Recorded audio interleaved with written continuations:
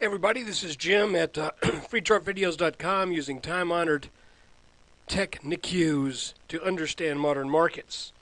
And we just want to remind you that this video is for is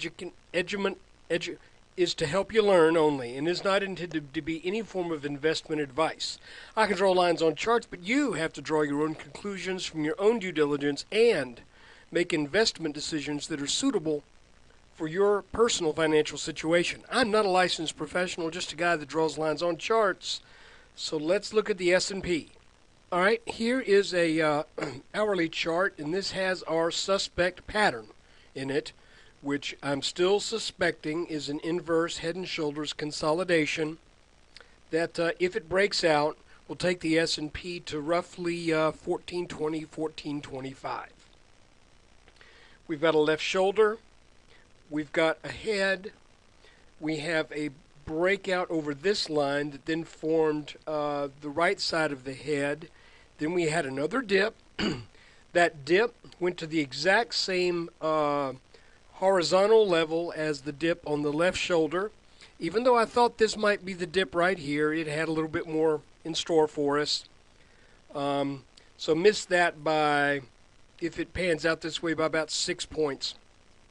And today we had an up day with a nice bounce, continuing the bounce that we started yesterday. Now, let's look at a 15-minute chart and we'll see a little bit more detail.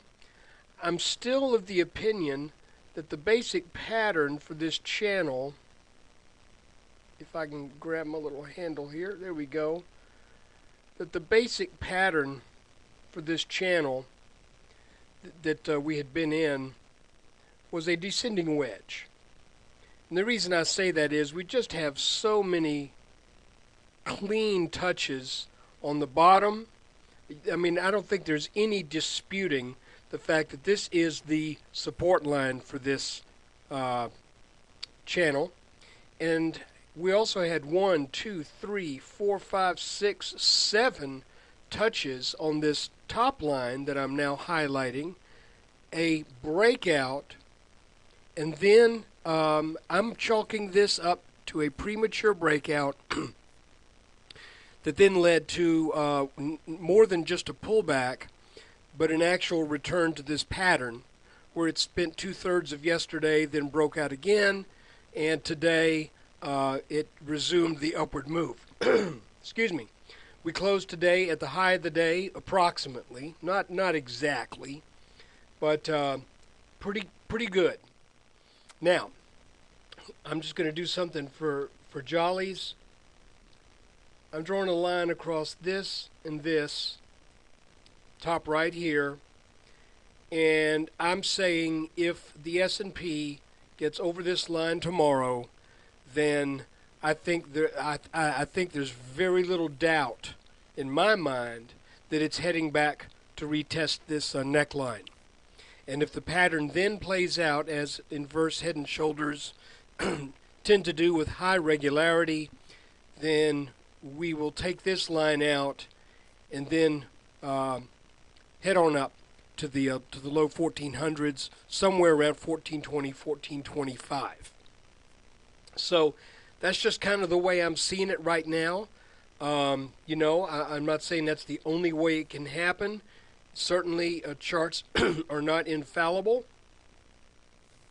They're just educated guesses. But when you have this kind of a pattern, the smart money says there's about a 5 out of 6 chance this sucker is going to create another upward leg once you get over this line right here.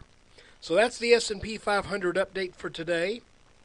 I want to remind you that this is a free video service from freechartvideos.com, and in order to keep it free, all I ask is 2 things. I ask for your participation at the website in the form of traffic, so that I can build traffic to the site and begin to maybe even get some decent advertising revenue just from the normal organic structure of the site.